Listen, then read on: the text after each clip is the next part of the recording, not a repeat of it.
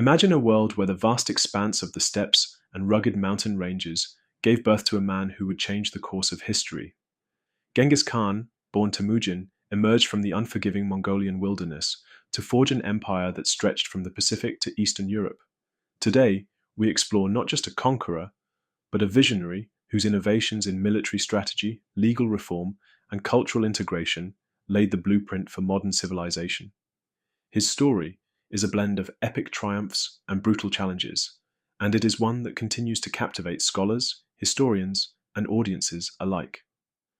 As we journey through his remarkable life, we will lean on the insights of esteemed historians and primary sources to bring clarity to his complex legacy.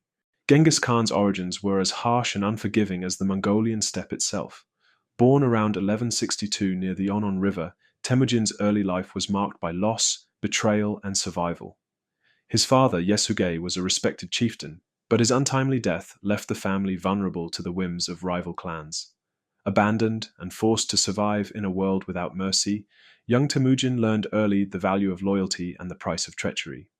According to The Secret History of the Mongols, the oldest surviving Mongolian chronicle, these formative years instilled in Temujin a relentless determination to unite the fractious Mongol tribes.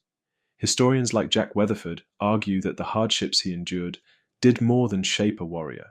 They forged a leader with the vision to transform adversity into a tool for unity and progress. In these early years, Temujin also learned the art of diplomacy. Forming alliances with key figures and demonstrating an uncanny ability to read human nature, he gradually laid the groundwork for a cohesive society that would later become the backbone of the Mongol Empire. His personal experiences of betrayal and loss became lessons in both mercy and ruthlessness, qualities that would later define his rule.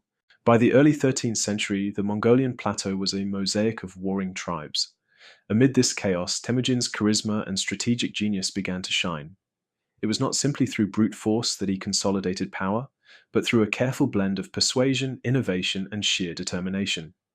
In 1206, during a grand Kurultai, a traditional assembly of Mongol chieftains, Temujin was declared Genghis Khan, meaning universal ruler. This pivotal moment not only signified his personal triumph, but also the birth of a unified Mongol nation. Historians emphasize that Genghis Khan's approach to unification was revolutionary. Unlike many leaders of his time who relied solely on bloodshed, he built alliances based on merit and loyalty. His policies encouraged individuals from different tribes to join his ranks, fostering a sense of shared purpose that transcended traditional clan boundaries.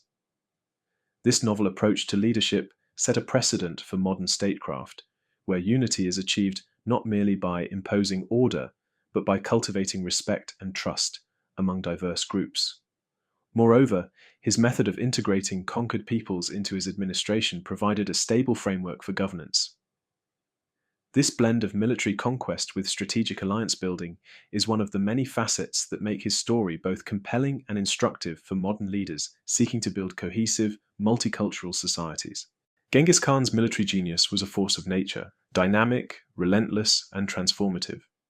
His armies were not only well organized, but also extraordinarily adaptable, mastering the art of warfare through a combination of speed, strategy, and psychological insight. One of his most groundbreaking innovations was the decimal organization of his forces, dividing his warriors into units of 10, 100, 1,000, and 10,000 allowed for rapid communication and tactical flexibility on the battlefield. The Mongol cavalry, the beating heart of his military might, was renowned for its unparalleled mobility.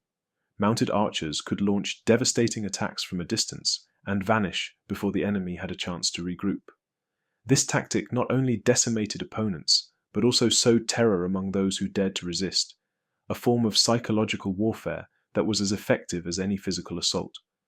The speed and precision of these maneuvers have been lauded by military historians as early forms of modern rapid deployment strategies. Furthermore, Genghis Khan was a master at adapting tactics to the challenges of each campaign. Whether facing fortified cities or nomadic tribes, his strategies evolved to meet the circumstances. For instance, his siege techniques, drawing upon both innovative engineering and psychological intimidation, allowed his forces to overcome seemingly impregnable fortifications. The adaptability and ingenuity of his military operations remain subjects of study in modern military academies, demonstrating how ancient strategies continue to influence contemporary warfare tactics. The narrative of his battles is filled with vivid scenes, sweeping maneuvers across the endless steppe, ambushes in rugged valleys, and the relentless pursuit of fleeing enemies. Each battle, whether a resounding victory or a hard-fought stalemate, was a lesson in strategy, logistics, and the human will to overcome insurmountable odds.